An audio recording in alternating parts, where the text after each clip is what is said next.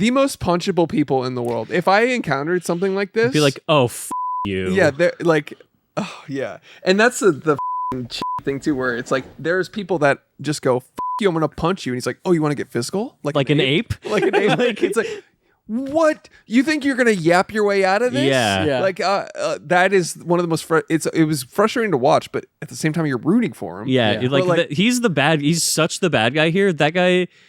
His wife is pregnant with his kid. Yeah. And he's like, oh, you want to get physical? Yeah. Like, yeah. Yes, dude. I want to rip your head off.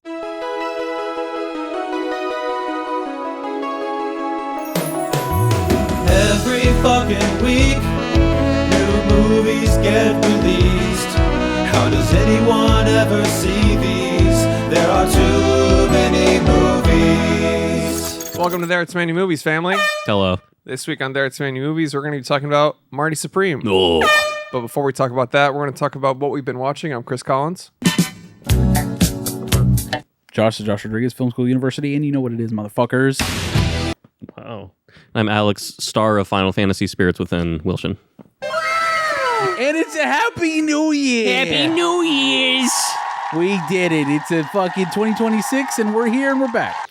Do you make a resolution or you change yourself more than once a year? Ask yourself that. I transformed. My resolution is not fucking eating anymore at all. At all. Don't do it. I'm never going to eat again. It's bad for you. He's on day 3 of that. No, I ate last night. All right. Day 1 now. There goes that bit. Yeah. Oh. It's the new year. I ate last day 3. No, I didn't. No, I ate it. If you want some supplements, I talk about not eating for 2 straight days, motherfuckers. Speaking of supplements, it's $5 a month on Patreon. That's the bonus episode you get every week when you're on Patreon. There you go. You also get access to the Discord. Yes. You get free stuff in the Discord. A lot of movie codes. People drop a lot of cool stuff in there. Come share your Wrapped. Come share your lists, dude. We're sharing lists in there, fucking albums, movies, television shows, what have you. We're talking all about it. Yeah.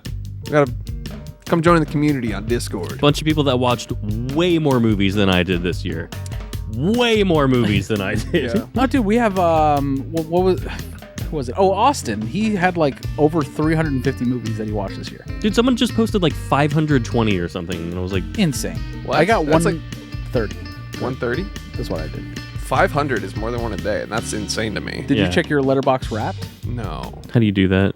Just go to I don't even log everything I watch, Dumb though. fucking bitch. Yeah, idiot. You dumb fuck. Do I have to pay for this shit, or No, I don't think so.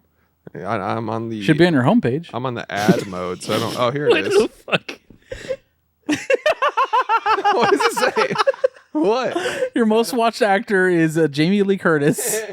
And you're- Mark Waters. Who is Mark I Waters? have no idea. I don't even know who that is. Click on him. Most watched actor Tom Cruise. Most watched director Denis Villeneuve. I watched 2 movies from him, Freaky Friday and Mr. Popper's Penguins. 237 films logged. 237? Yeah. Damn, look at you. That's dude. way higher than I thought it would Oh, be. dude. Look at you go. I have 6, 7. 6, 7. I have 6 to 7 in my fucking thing, dude. There you go. Fuck that fucking stupid meme. I'm a big fan. Oh, sorry. I lied. 154. 154 movies. Okay, that's pretty. Most, I thought I would have way You're less. like, okay. George Clooney, most watched actor. Nice. Mine is Tom Cruise. Because I watched, actually, 5 George Clooney movies. Osgood Perkins, my most watched director. He just long legs 10 times. Probably. Yeah, Saturday, big movie day for me. That's a big Saturday fucking movie watching day. First watch was 7. Last watch was The Wedding Singer. My most watched day is Tuesday. Saturday for me. You know, George Clooney was okay. Yeah, I guess so. I watched like 10 George. My Clooney. first watch of the year was Juror number 2, and my last one was In Whose Name. Oh yeah. That's not right though. I don't think. I think I locked. Yeah, because you're like, oh, I gotta log that whenever I get around to it. You know what I mean? I do it on the day usually. I don't know. I thought it doesn't matter. I watch shit and then I'm like, oh yeah, I have a letterbox like 6 months later. And then you just drop some great Dude, follow Alex on Letterboxd. Follow There Are Too Many Movies on Letterboxd. I post once It's Tatum 3 Pod. weeks. Tatum Pod, I believe. Yes. It's like his only form of social media. Anyways, join our Patreon. Yeah, do it. Yeah, we can talk about all your Letterboxd Wrapped and your most watched bullshit. Yeah. All right. Watch list time, or is it time to... Oh, you know what we need to do? You know what we need to do? Jack each other off. Before that, we need to talk about the Alamo Drafthouse, baby. The Alamo Drafthouse is our favorite movie theater in the DFW area, bar none. There are 5 DFW locations, and each and every one of them is unique and perfectly suited for a cinephile like you. Make sure you're watching movies at the Alamo Drafthouse. My New Year's resolution is to watch more movies at the Alamo Drafthouse. Whatever you do, just make sure you're watching it at the Alamo Drafthouse, where they got the Big Show, the premium large format theater made by Alamo, which is a great place to watch it. They also have B horror movies at the screen all the time. They have classics. They have all sorts of shit. Chris, They have curated pre-rolls that are awesome. They're fun. they're fun. They're fun. They got great food. You got your season pass. If you get to the season pass, you get a bunch of movies a year. You can go to a movie a day all year long. What's that all about? Yeah, how's that work?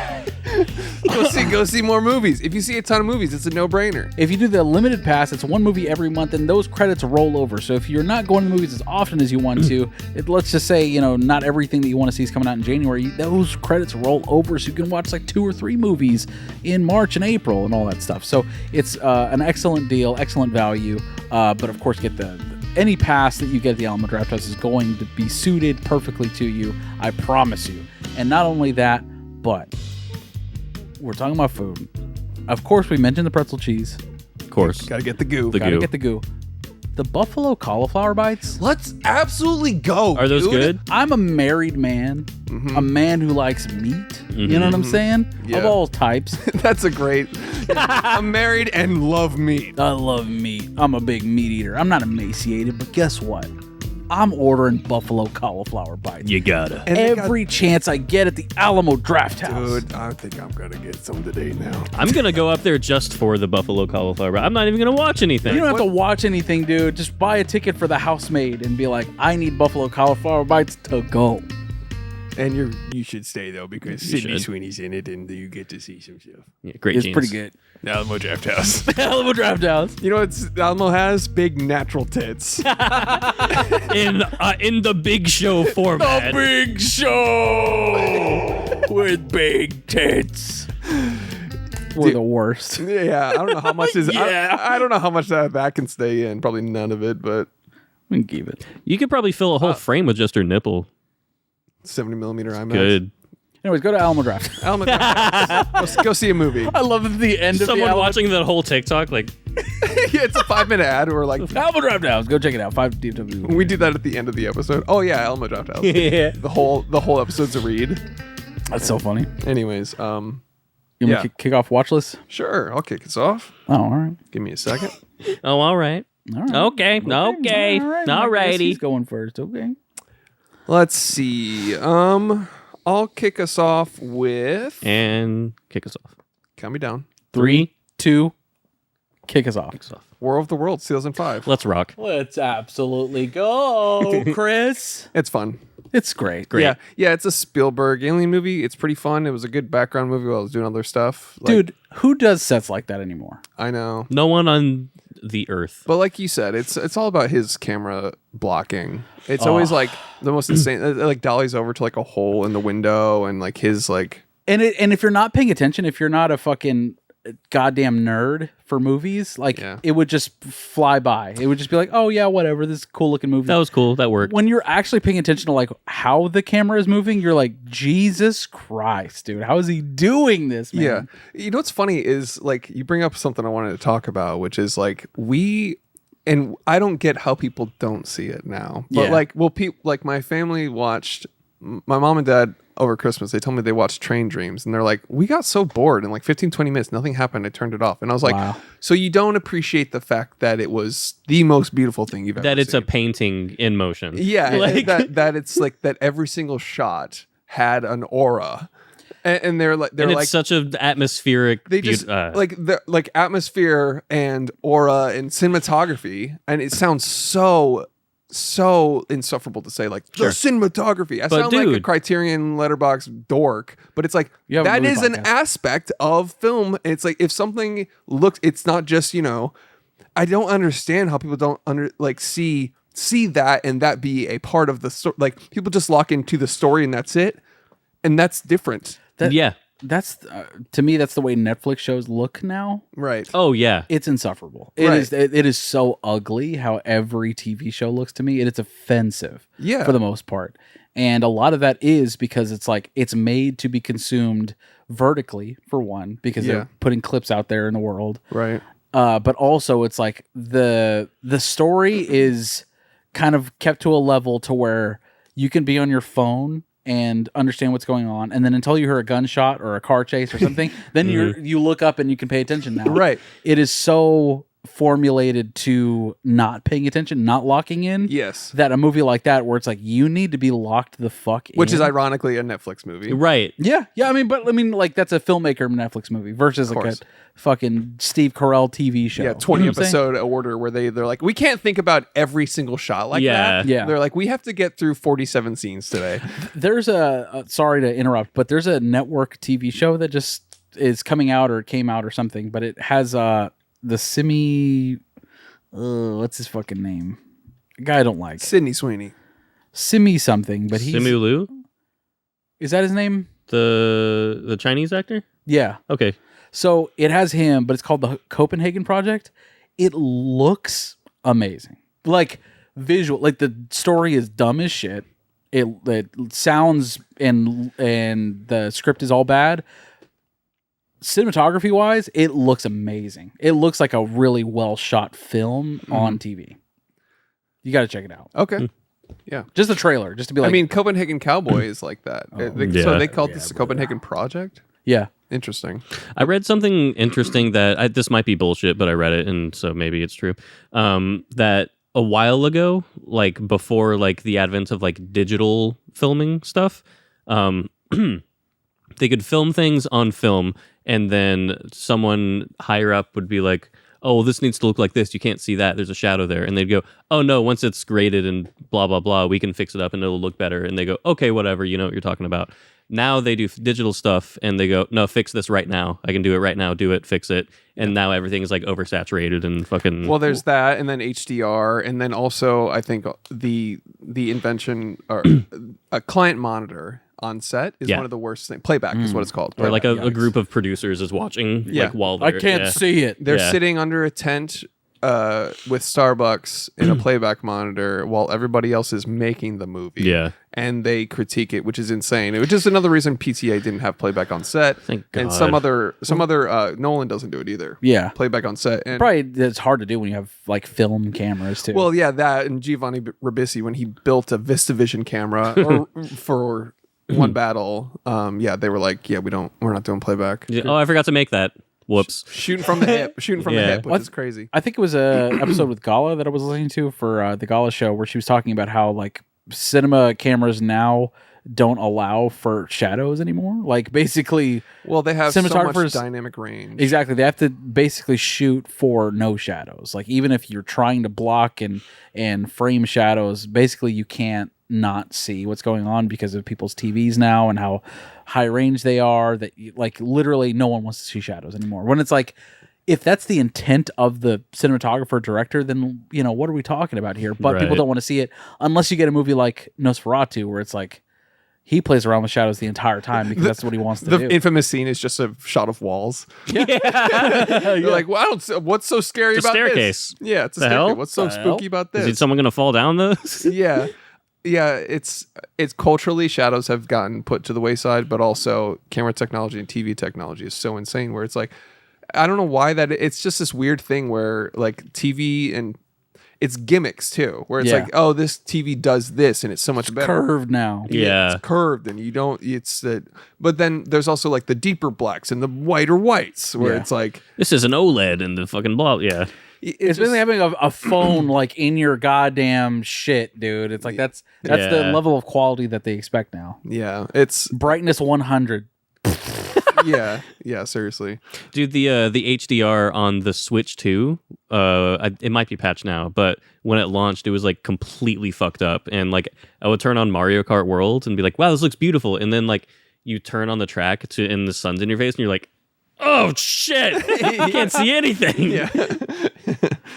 Yeah, it's fucked. But anyways, and my sister watched Begonia and she was like, it was funny, but the cinematography, the quirkiness of it, the wides, the low angle stuff, all that just whew. And I'm not saying like they're dumb. No, I'm just saying like it's incomprehensible to me that it's not ingested on its intent, on their sort of watch. That is not a factor. I also think that like if people are not watching 150 movies a year, if they're watching like 4 or 5, because that happens a lot. That's a lot of people. But also it could be a subconscious thing. Someone might be like, oh, I love Frankenstein, and they may not know why. They may have loved the way it looked, but like or Begonia or something that has a visual like feel to it, but they don't articulate it like that looked good because of the wide angles. Yeah. They just go, I liked it. Sure. And that's totally fine. Yeah, I'm not hating on it, of course. But I'm just bringing it up as like this like fascinating thing where I was like, fuck, not everybody like looks at shit like that, especially editing. Fuck. Nobody really knows that. Unless it's bad. That's true. Yeah. Bad editing. But some people can't even tell bad editing either. I rewatched something, it's on my watch list that had a couple cuts in it where I was like, oh, they're not talking in that cut, but they're like the audio of them talking is happening, and I'd never noticed that before, and I was like, oh, the fuck. I mean, even with Bohemian Rhapsody, which won the Oscar for best editing, and I think we brought it up a few times. Yeah. But the fact that people can watch that and not feel disoriented, is insane. Cuts per minute was unfucking real. Like Jesus, cuts per second almost. Like I was confused how that won best editing. I guess you just cut more. You had a high score. Add more. They count the cuts and they're like, that was the factor. Yeah. And I've talked. There's so many in there. And I've also talked about this before. I was like, I have no idea how they quantify that, because how they judge and award a best editor. Yeah, like there are scenes and things you can see, like a montage or something where it's like, damn, the editing was great. Like any Baz Luhrmann movie probably was like, damn, that's well edited. Yeah. But he makes music video movies. But my point is, I don't understand how they judge editing, because it's like you need to watch all the dailies and see all the problems and see all the choices. They're not going through all the footage. No. Yeah, whether it's a technical... They didn't even watch all the movies. Yeah, whether it's a technical solve or it's a creative solve.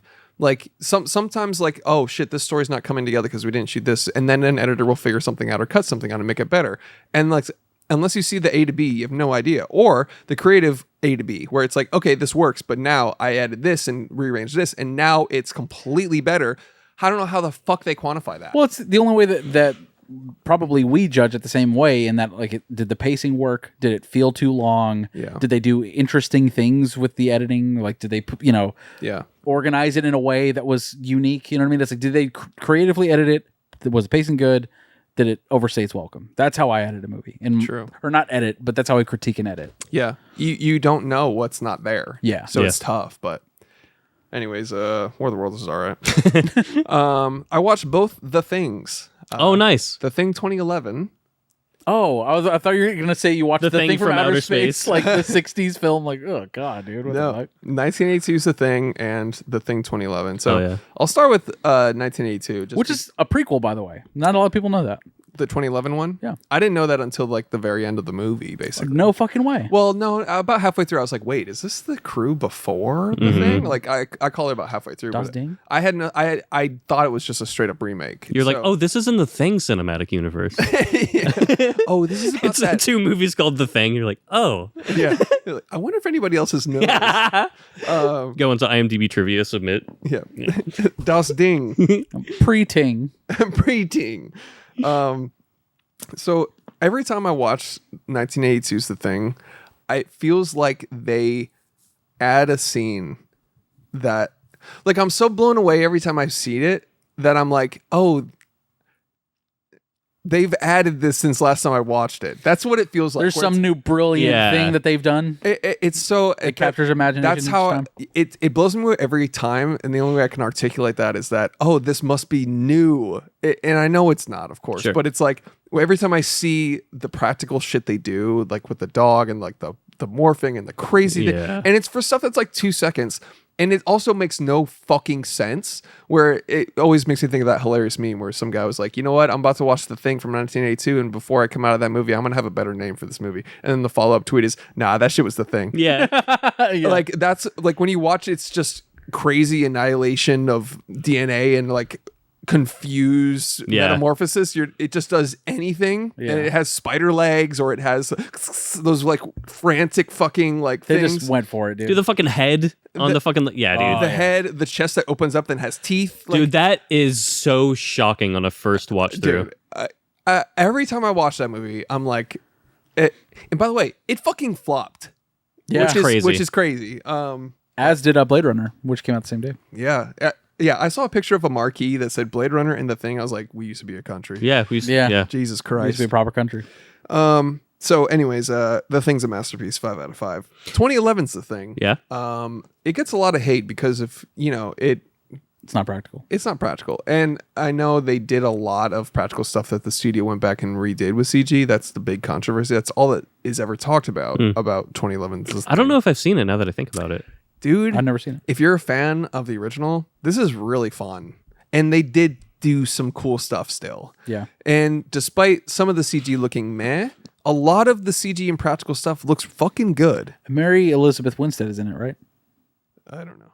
I don't know what she looks like. Catherine Zeta-Jones is who you're thinking of. Let me look. She's of... Yes.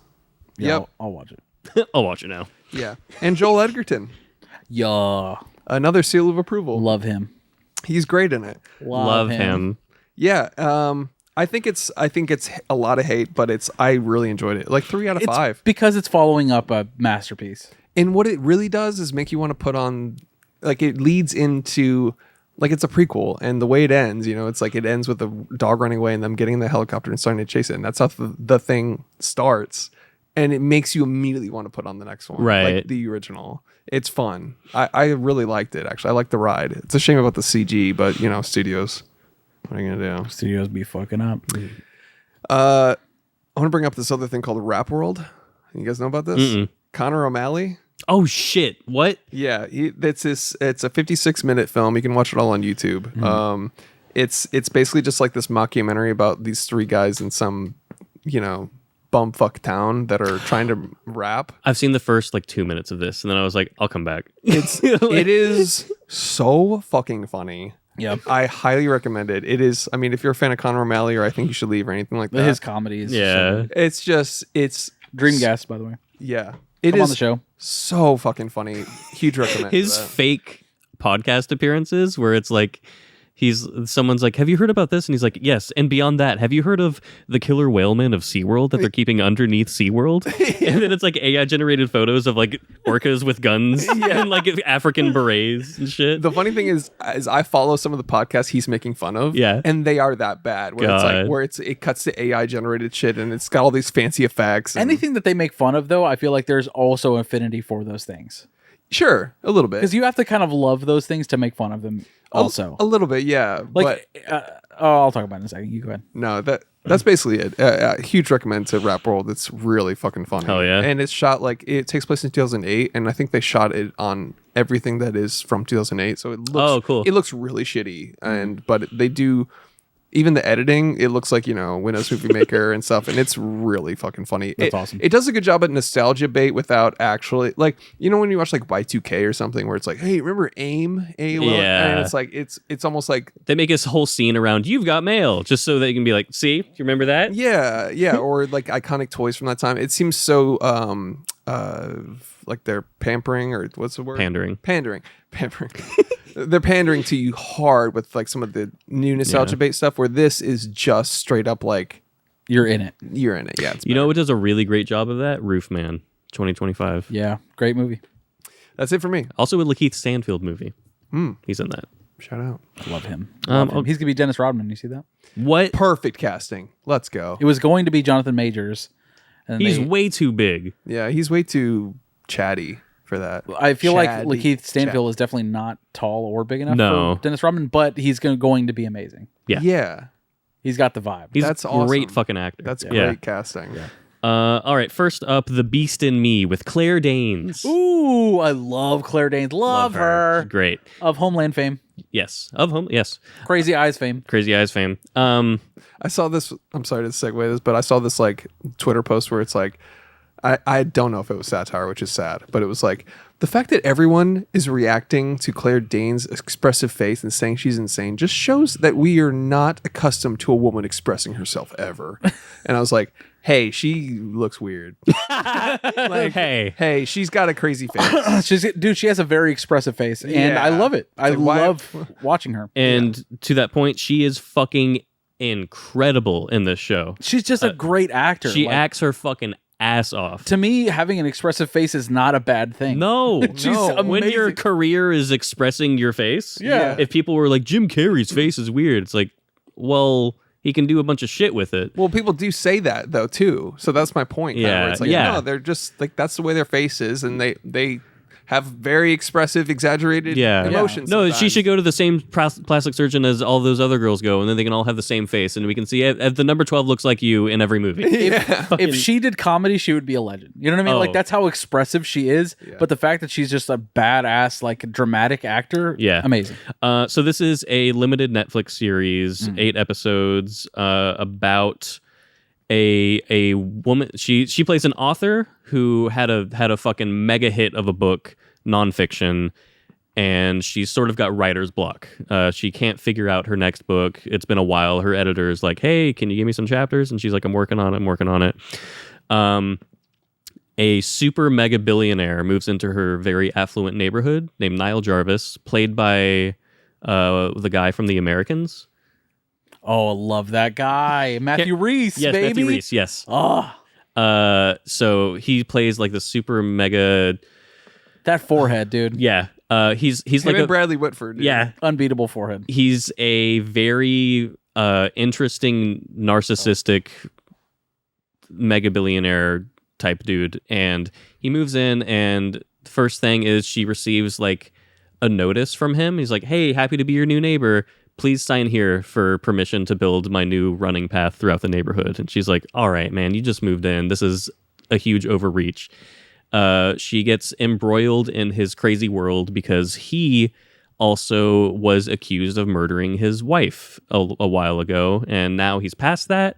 But now she's like, maybe this would be a good guy to write my next book about as someone with author with writer's block. And it gets crazy from there. This is a big recommend.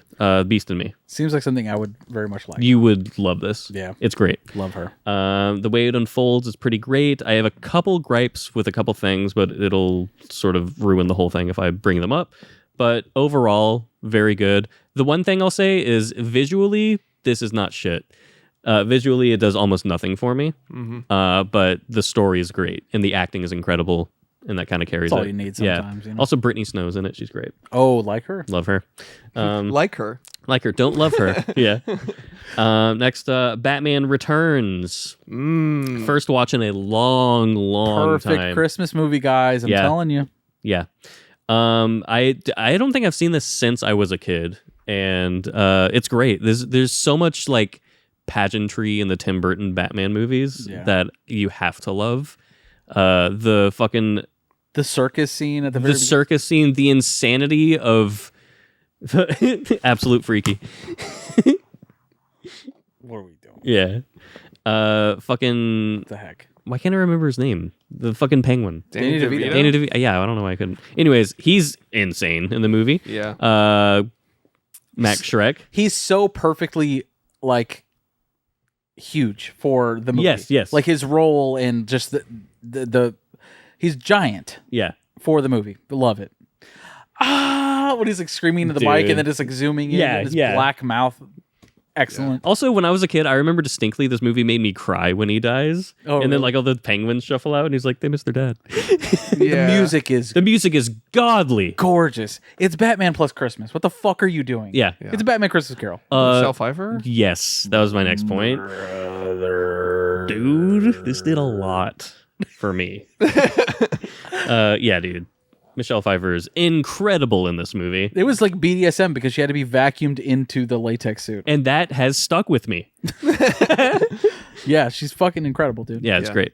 And everybody knows about like that first take she did with the whip. Too. Yeah. Yeah. It's so cool. Like it's the mannequins she whipped off. Mm-hmm. Like there's a BTS clip you can look up of her allegedly doing that in the first take and nailing every single mannequin's head off. And then they say cut, and the entire crew just goes, yo! Yeah, she Like, actually did it. She actually whipped fucking all 3 of those heads off, man. awesome. We brought it up so many times, but it's worth bringing up. But it's again. I great. also It's whipped so my cool. head off when I watched that for the first time. Yeah. You know what I'm saying? Everyone on the set just like, let's take a quick 5, everybody. Quick 5. Quick 5. Probably even less. Hold Now it. I think about it. We're gonna hold. Every crew member rushes to the bathroom. Yeah, there's just a knock, knock, knock, knock. there's just a cube outside. I'm the almost men's done. Yeah, outside the men's bathroom, just hard guys, just like, no, we're holding for sound. Just leaking cargo shorts. We're just holding for sound. Yep. We're taking a quick 5. The boom mic guy's like, can someone get me? And honestly, my favorite Batman suit Think so? in Batman. Yeah, come on. I mean, next to Batman v Superman, but that's like not a great movie. Sure. Not a great movie. I'm not saying it's bad, but There's so much potential in the fucking Batfleck. fucking no, dude. Such a goddamn letdown. But like my favorite like chess piece with the fucking symbol and The fucking black, the yellow he's and wearing black. Jordan 6s, man. What the fuck are we doing? You got the warehouse scene at least. Oh, Batfleck warehouse scene? This is the best Batman fight scene ever in cinema. Probably, yeah. Pretty hard. It's up there. Ooh, next to Bane though. Yeah, Oh, that was the so big- good. But like That's good. a Batman goon scene when Batman's gooning hard. Exactly, dude. When he goons hard. Yeah. He rips the guy's dick off, man. What are we talking about? Yeah.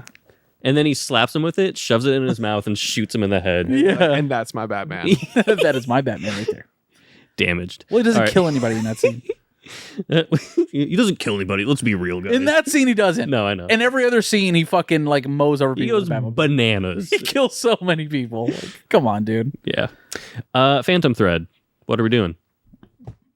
Use your fucking head, stupid. We should It's a go good movie. dancing. Perfect New Year's movie. Yeah. Yeah. Yes, that's why I watched it. Great. What if you haven't seen this movie, watch it. It's incredible. Are you Yeah. a secret agent here to ruin my day? What is Where's your gun? Are you a secret agent here to ruin my life? Yeah. Where's your gun? Show me your gun. Show me your gun. Show I me your gun. cannot do conflict. Just stop. Yeah. One of my favorite lines ever is like, she interrupts him or something, and she's like, "Well, I'm leaving now." And he's like, "You're leaving, but the distraction is staying in the room." Yeah. Like, Yeah. That's one of my favorites. I love that, like, over the course of the movie, like, she continuously is, like, obviously fucking with him. Yeah. Where she, like, pours the tea from, like, a fucking 10 feet up, and he's like, Where she's like crunching really hard. Yeah. He's just looking at her like, she's spreading the butter on the toast, and he's like, do you fucking mind? Yeah. There's so much, like, that's, like, the antithesis to, like, it's, like, the counterpoint to Daniel Day-Lewis in There Will Be Blood, where he's, like, completely crazy and Yeah. off the wall, and this is, like, subtle, but still just as genius from him. Incredible. all the mounted shots. out of Amazing. Oh, The fucking score. Good God, man. perfect movie. And then you're going to be surprised for this. This is a first watch for me. The Wolf of Wall Street, Marty Scorsese's. First. First watch, yeah. Whoa. I didn't think I would like this movie for a long time because it's like everyone's a piece of shit in the movie. Yeah. It's a good movie. It's Yeah. fucking amazing. It's a good chaos. movie. It's so just good. Yeah, it's so fast paced. Leonardo DiCaprio. Leonard DiCaprio is great in this movie. Leonard DiCaprio. He's so goddamn funny. He's, yeah. Like when I brought it up in One Battle, and then you see him in Once Upon a Time in Hollywood. Yep. Wolf of Wall Street. Dude, he is so fucking funny. Yeah. I think his like Clonopin scene, or what is it? Oh, yeah, the Quaaludes. Quaaludes. Yeah. That is He's one like, of the one of the funniest things ever. And also the way that like sort of a little bit fucks with the viewer in terms of like the narrative mechanic, where he's like, I made a home without a scratch, and then he wakes up and they're like, is that your car? And it's fucking demolished. And he's Yeah. like, yeah. Yeah. Yeah. What's so funny about it, and like just him as a person, is that outside of any acting he does, he is so dull. Yeah. Yeah. I hate his interviews. Like he's just so like I'm an actor, like serious guy. And then every time he's in a Martin Scorsese movie or Quentin Tarantino, he is just off the fucking walls, insane. Mm-hmm. It almost benefits him more that he's such a serious actor outside of that, because Yeah. it just lets him be absolutely wild. Yeah. And like have comedic timing, all of these things that just make him such a delight to watch on screen. Yeah. But Wolf of Wall Street was one of those where it really, I don't think I had a lot of expectation going into it, because that was a screening that we went to. But it was one of those packed houses to where I will never forget that screening because of just how much of a crowd pleaser it was. And the thing that Martin Scorsese does so well, it's like he romanticizes being rich. Yes. And being just debaucherous lifestyles where it's like you're just fucking and, you know, doing drugs and making money and all this shit. And then ultimately it all catches up with him in every Martin Scorsese. It's literally Goodfellas, but finance. Yeah. True. And it's so well done. The pacing is amazing. It's so long. So fast. But again, with Scorsese, his pacing is so fast and the editing is so good that you don't feel the length. Yeah. And it's such a crazy story that like you hit these narrative beats where you're like, oh my God, no fucking way. Like every like 15 minutes or so. Right. And one of the funniest fucking things is the storm where it's like, Yes. it'll be fine. Yes. And then it hard cuts to the Titanic. and him busting in, what the fuck is going on? Yeah. That is one of the funniest things ever. Yeah. And also like this has recontextualized every Scorsese movie for me. Is the editor has said that she doesn't cut for continuity, she cuts for performance, period. Nice. And you'll notice that when you watch Scorsese movies, if you like watch that with that in mind, it's crazy how many things don't match or don't matter. It's simply about, was this funny? Was this good? Was that the best part of it? Was that the best emotion? And that's where the weird cuts that I noticed for the first time maybe ever in a movie, where someone's talking and they're just not, their lips aren't moving. Yeah. And I was like, what? Wait, hold on. This is So they were like slightly off camera or something? Or? Yeah, they were like right in the foreground. Like it was at the dinner table between Jonah Hill and Leo. That shit happens all the time, but like, especially for this, it makes sense because the performances are so right. It's such a 1 in a million shot each take is. Yes. That they have to use the best of the best, and not to mention, dude, Matthew McConaughey steals the show with fucking 5 minutes. Yeah. In this movie. Yeah. That character, it's like, those are rookie numbers. You got to fucking get those numbers. Yeah. How many times you jerk off in a day? Yeah. Like, what are we talking about? And that improv of like, stay with me now. You can tell Leo's like, you can see Leo drop a little bit in that scene. You can see him drop character a little bit, but it's fine because he's like, it's almost like he's breaking the fourth wall, but it's but like his character is uncomfortable too, so it fits. Yeah. So it worked. Yeah, exactly. But there's a bunch of moments like that in the movie in general, because you can tell like Jonah Hill is like fucking with him in a lot of parts. Yeah. And smoke crack with me, man. Yeah, and Leo's like, what? yeah, he's like, do some crack with me, man. It's like, I was just dancing. I was dancing. You know. He's like, what the fuck? I don't know. Yeah, I don't know what you're talking about. I've never danced with this guy. You can tell before. there's so much riffing happening. Yeah. And then the editors just they're like, oh, perfect. Yeah, her philosophy was diamonds only. Yeah. It was like this, like only, and you can see it. Yeah. Also, fucking Rob Reiner plays his dad, and I didn't even know he was in the movie. And I was like, is that Rob Reiner? Yeah. And I was like, dude, that's a shame. Yeah. Margot Robbie. Dude, do you even need to fucking say anything? When she was like, mommy's not wearing panties, I was like, I gotta go. This movie sucks. Let's turn it off for 10 minutes. I gotta take a shit. She's incredible. And I was like, oh shit. I don't know if anyone's noticed. This is a good looking lady. But like, for Martin Scorsese to kind of pluck her out of obscurity to put her in this and just make her a fucking, I mean, she's a star, right? She's a great actress. Right now. But to pluck her out of obscurity for this movie, for this role, and be like, the whole movie is going to hinge on her performance, basically. Yeah. Come on, dude. You know, every time I think of Margot Robbie, I think of that. Someone tweeted, they were like, "I'm looking for a movie to watch. Does anyone have anything good?" And someone goes, "I, Tanya," and they go, "Girl, I don't care what your name is." Yeah, Rob Reiner's amazing in the movie. The way his character is introduced is so funny. He, of course, as like one of the greatest comedic directors, gets like comedic timing, and he plays with that perfectly in the movie as like the dad.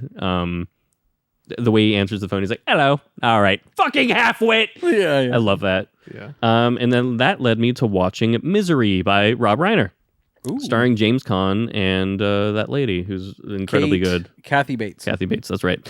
Yeah. A good movie. I've seen this multiple times now. I love it every time. Isn't it crazy how much range that director had? Yeah. Like when you think about like all the things he did. Spinal Tap and Misery. That's all you need right there. Like Crazy. It's such an insane. Fucking Princess Diaries. Bride, you're right. Princess Bride. Yeah. I was thinking of the Anne Hathaway masterpiece. I'm sorry. Stand By Me, When Harry Met Sally, the greatest rom-com of all time. Arguably. In human history.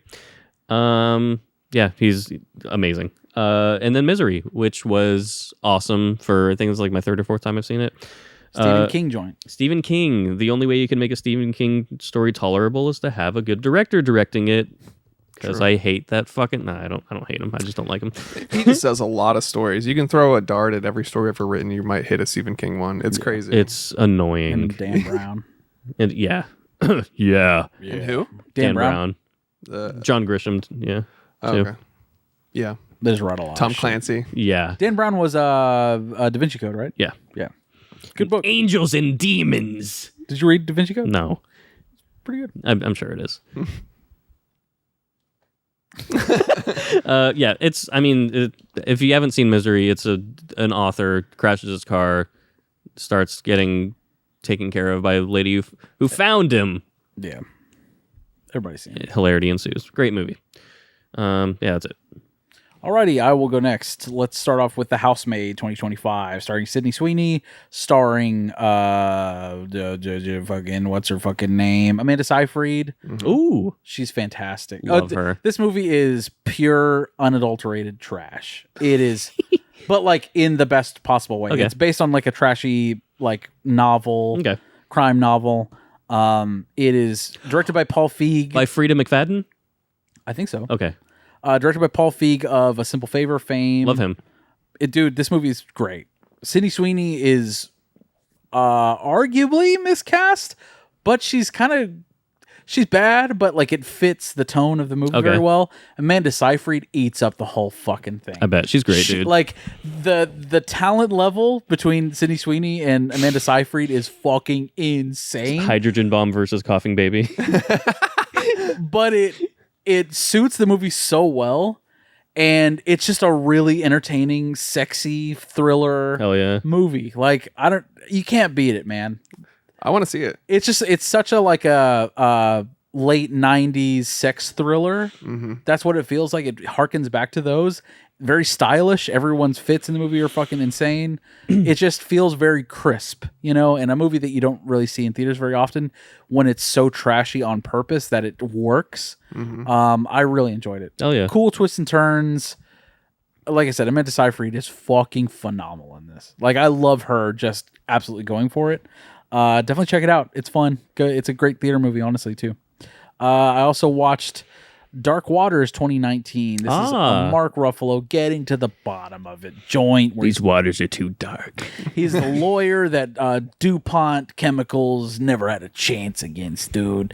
It's spotlight for fucking environmental disasters. Hell yeah. It's literally, it's like beat for beat, almost the same thing. And it's great. I ain't complaining. I enjoy that movie. It's definitely not as good as Spotlight by any stretch. I would give this like 3 stars, but it's just you have a guy sitting with a bunch of bankers boxes full of files. I'm watching that fucking movie, brother. It's like the like S tier triple feature would be Aaron Brockovich, Spotlight, and Dark Waters. Yeah. Yeah, brother. Or All the President's Men. I would take All the President's Men out of instead of one of those 3.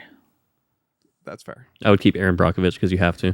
Aaron Brockovich, All the President's Men, Spotlight. Are you fucking kidding me? You're solving crimes by yourself. Is what you're doing after that. Check it out. It's great. Mark Ruffalo again, Anne Hathaway, Tim Robbins is in it, and my boy Bill Camp of Bill Camp fame. Yes. He was in The Night of, Detective Box, my favorite character in cinema ever of all time. He's fantastic in this. Just check it out. It's really, really good. It's about how the DuPont chemical factory basically what is it? They disposed of. They just like shot pig shit into the water supply. No, it was the chemical that creates Teflon. They basically emptied it out into public water, and this entire town was poisoned and sick, and yeah, it was real. It's me as their lawyer. Ooh, prove it. Yeah, real fucked up. Like literally at one point, it's like basically there's he's talking to a doctor. He's like, "What happens if you drink this chemical over a set amount of years?" He's like, "That's like asking me what it's like to drink a tire." I'm like, fuck. Yeah. The lawyer's just like, womp womp. Yeah. He's like, Your Honor, you can't drink a tire. You actually can't do that. It's fantastic. Fantastic. It's really good. Yeah. Yeah. Check it out. I saw Train Dreams Oh. 2025, Joel Egerton joint.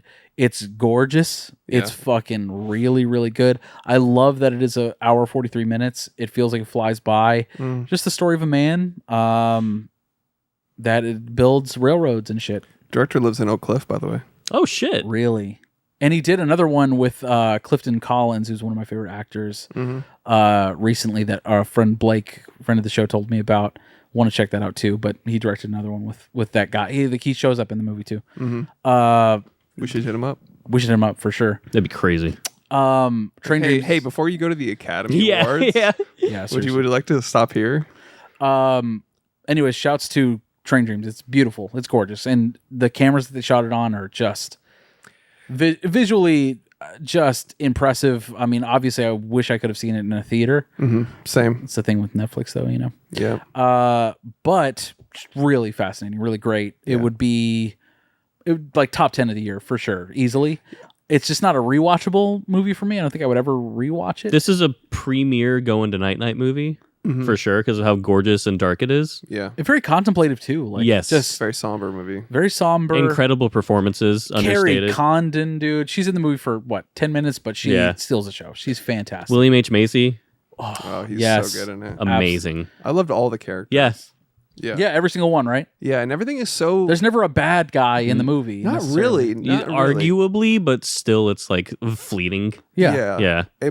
I love like this is something like we're never gonna get anymore because of cell phones. But it's stuff like this where it's like, hey, he's away for months, and he like time and space and distance are just that's what life is. Yeah, it's where it's part of like life. you literally don't hear from somebody for a year. Yeah. And like Because you're working. because you're working. Yeah. And like and that level and the beauty of him going in from like that age to briefly going into like a world that's changing. Yeah. Yeah, like a modern world for a part of it. Like, what's he doing out there? You know? It's a beautiful movie. He hasn't Yeah. seen himself in the mirror in like 10 years or something. That's lines like amazing. that. Lines like that where it's like, and this is the first time he sees himself in a mirror. The narrator.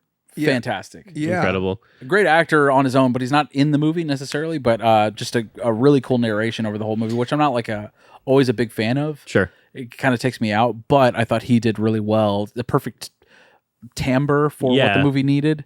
But an instantly recognizable voice. Dude, the maybe one of the best endings.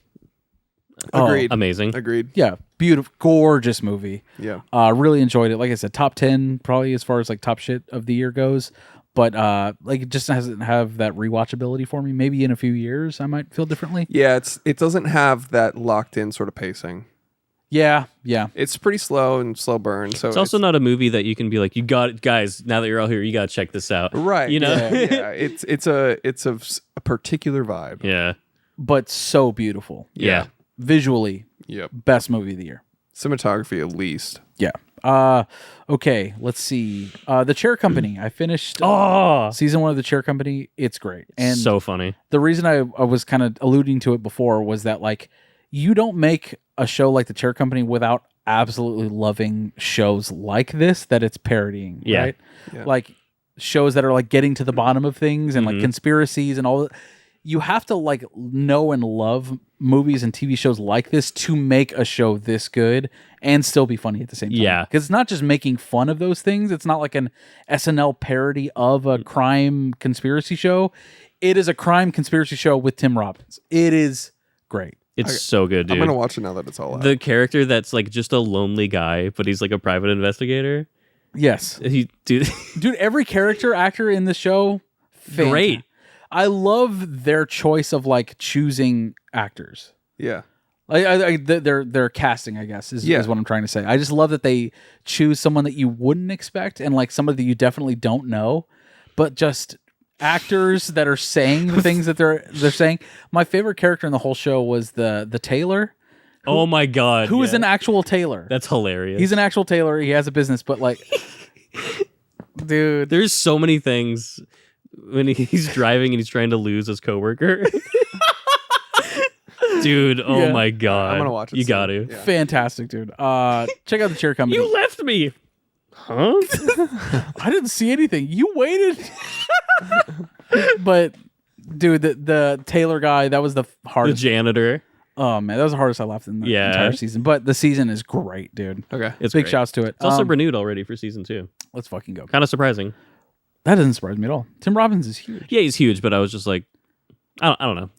Last one, The Pledge 2001. This is directed by Sean Penn, starring Jack Nicholson, Robin Wright, Aaron Eckhart, Benicio del Toro, Patricia Clarkson, Mickey Rourke. Damn. This is Jack Nicholson is in the process of retiring detective where murder happens. He's investigating it. And then he makes a promise to the mom that he's going to figure out who it is. However, he's retiring in a few months or weeks, few days later, right? Mm-hmm. So even after he's retired, he's still looking into the case because he doesn't feel like... He doesn't want to let her down. He doesn't want to let her down. He made a pledge. Oh. That's what it is. Dude, it's mid. I would say really? it's mid. Like those names, Yeah. director, the synopsis, I was like, I'm fucking sold. Jack Nicholson is a fucking detective in a fucking rural town looking for a murder. Sounds great. Mm-hmm. I was really let down with this movie. I would encourage people to check it out, but like the ending was just so upsetting and unfulfilling that I found it hard to watch, but I think it's worth Jack Nicholson's performance alone. Interesting. Never even heard of it. Yeah, me neither. You've seen the Oh. VHS cover for it. Let me see. I guarantee it. He's got a crew cut, his fucking mustache. You've seen it. The Pledge. Maybe. Guarantee it. But Mid, though. mid. Robin Wright's good. I mean, all the actors are really good. Benicio's crazy in it. Yeah, this is like vaguely familiar, but right. I don't. Chris. Yeah. Yep. You've seen the VHS cover. Yeah, that mustache. He looks like the BTK killer on this cover. Yeah, it kind he of does. But it's interesting to see Jack Nicholson in this type of role. I just like watching him act, honestly. I would be surprised he wasn't like my most watched actor of the year. I feel like I watched a ton of Jack joints. Yeah. As good as he gets. As good as it gets. Something's got to give. Something's got to give. What are we doing over here? All right. That's it for me, fellas. Nice. All right. I got to piss hard. Yesterday, I went to go see Marty Supreme at the theater. And I was leaving to go to the bathroom during the previews, and this fucking broccoli haircut kid was coming in at the exact same time. I scared the shit out of him on accident. Fuck? I just happened to open the door as he was reaching for it. Yeah. He goes, "Oh shit!" He spilled his popcorn everywhere. What? Yeah. He was frightened of me, dude. What the fuck? Yeah. I was like, "I'm sorry, bro. You okay?" He's like, "Oh yeah, it's all good, bro." The first human interaction he's ever had. Trying to play it off like he's cool, Yeah, but like literally. But he just went, "Wah!" Oh shit! Little broccoli haircut, dude. God, Fuck that little dweeb. That's funny. Yeah. All right. Shall we get into Marty Supreme? Yeah. Let's do it, dude. Directed by Josh Safdie of the Safdie Brothers fame, of Good Time fame, of fucking Uncut Gems fame. Of Daddy Longlegs fame. Great movie. This is technically his first like thing since Good Time, right? Or what am I forgetting? Uncut Gems, right? Oh, yeah. So I'm sorry. Uncut Gems, yeah. This is their first, both of them, their first project came out this year. Yeah. Which is crazy, by the way. Yeah. I mean, besides The Curse, I guess. Oh, sure. Yeah. But it wasn't directed by them, was it? I thought it was just Benny Safdie directed it, or was in it. I think you're right, but either way, he had some side projects. He was in Oppenheimer. He did The Curse. I think Josh Safdie directed Adam Sandler's. That's right. You're thinking of the wrong guy. What? Benny Safdie was in Oppenheimer. Yeah, he was. Yeah. Oh, Benny was, yes. Yeah. We're talking about Josh, though. Josh directed this one. Yes, correct. Okay. I was like thinking of like What have they done? Right, well, right. Josh has been MIA since Uncut. Yeah. Like besides the Adam Sandler Probably special cooking he this. did. Huh? Probably cooking this. Yeah. Yeah. I mean, you could kind of tell. Yeah, so Benny Safdie is very much like a forward-facing, the forward-facing one of the brothers. He's been in multiple projects. He was in Where'd You Go, Bernadette. He was in fucking Oppenheimer. He's going to be in The Odyssey. Very forward-facing. Like people know that face. Whereas Josh is sort of in the background. Yeah. Like I said, maybe he was cooking this the whole time, but like, Yeah. what a fucking movie, man. Yeah, I mean, much like Seth Rogen and Evan Goldberg, two Jews, the more Jewy of the two is working behind the scenes. I sent you guys a Q&A outfit that he wore. Like, his hair is all over the place, dude. Yeah. He looks like Madness Yeah. Stanley Kubrick in his most mad. Yeah. But he's got the fucking sweater with the polo popping out. I mean, it's a great fit. Yeah. It's a great fit, but the hair is insane. The hair's insane. I don't know if you said this or if it was a meme somebody made, or maybe you just sent this to us, but it was just like, if there was ever a question at who the better filmmaker is, That was just me. look at Josh's, and Josh just looks like it's just like Kubrick-ass Madness hair. Yeah. Yeah. And it's like, oh well, yeah, that he's got the sauce. When you have the Madness Kubrick hair, Yeah. immediately you're the sauce. Yeah. That's the hair. You have the sauce. That's the hair of somebody that is in the trenches with an idea. Yeah. Yeah. Like they're That's a guy battling- that's doing this Yeah, all fucking yeah. day. Yeah, like ripping his hair out trying to get something like done. Like, Yeah. Like you can tell he's got that dog in him. And Benny is the more polished of the two. Mhm. He's an actor as well as being a director. He's doing all the interviews and everything like that. So I think they both complemented each other very well. Mhm. But I think of the two, the more fully formed idea was Marty Supreme. I don't think there's any doubt about it. I don't think there's a doubt about it, but also this is the first time you see who. It's like when the Coens split up, sort of. You're like, okay, so what aspects are each Right. of them? And one is That to me is harder to tell, at least with the Coen brothers. yes, kinda. Yes, like together they are more powerful than they are separate. Yeah, of course. They but- form a megazord of directors. Yeah, but with this duo, it's interesting because everybody's like, oh, it's like the Safdie brothers feel that we thought we had. Like the Safdie brothers, it's Josh. Yeah. Like when you I didn't get a Safdie very just in the cinematography did I get a Safdie brothers vibes from the Smashing Machine. I would argue Daddy Longlegs is closer to Smashing Machine than any of the other films. Good Time, Uncut Gems is very Marty Supreme. Yeah, it's very Josh. Yeah. And that I think is my only not only gripe, but it's one of the only things I didn't like about this movie where it's kind of a formula. Yeah. It's a guy like an egotistical maniac protagonist, like delusional protagonist, way in over his head and is just running and running and running to get something done, and it's scheme after scheme, and it's like Yeah. I didn't actually hate that, to be honest with you. No, I didn't either. I mean, going into it, having heard that from other people talk about the movie, I knew to expect that, so I was a little more open to the concept. Mm-hmm. The only thing that I felt was like sort of like been there, done that as far as like in anything in the movie was the fact that Marty Supreme says a couple times to a couple people, just give me 5 minutes. I just need 5 minutes, which is the Adam Sandler in Uncut Gems thing. 30 seconds. Yeah. Yes. Mhm. Yeah. This isn't me. This is just a tweet that I read. Someone said like the Safdie brothers split up and made two different Martin Scorsese movies. Like True. One like- did Raging Bull. Yeah. Benny did Raging Bull and Josh did After Hours. Yes, 100%. So, I mean, I totally agree with that. Like, obviously, their influences are kind of on their sleeve, but I also think it's the projects they decided to make. I don't think that, like, that's their tone going forward. No. I really am excited for what Benny does after this, because I don't think Smashing Machine was a bad movie by any stretch. I want to see it. I just thought the story wasn't necessarily all there. I Sure. don't think that was an interesting enough story to make a movie, but I don't think by any stretch it was a poorly made movie. It has a style. It's made very well, and I think the pacing was okay. It's just, to me, the story wasn't very interesting. Whereas Marty Supreme feels like a Safdie Brothers movie through and through. Like, it feels like a fully fledged idea that they had and cooked up for several Yeah. years, because it's probably what happened. It also feels like, and this is me having not seen it, but like Benny Safdie being the more like ostentatious of the two, that he would want to make a rock of a Dwayne Johnson led movie with him as the crux of the narrative. Call it like it is, man. He made an Oscar bait movie. Yeah. Like, that's literally what it is. You have big actors in very dramatic roles where they're going through, hardships. It's a bummer movie. Yeah.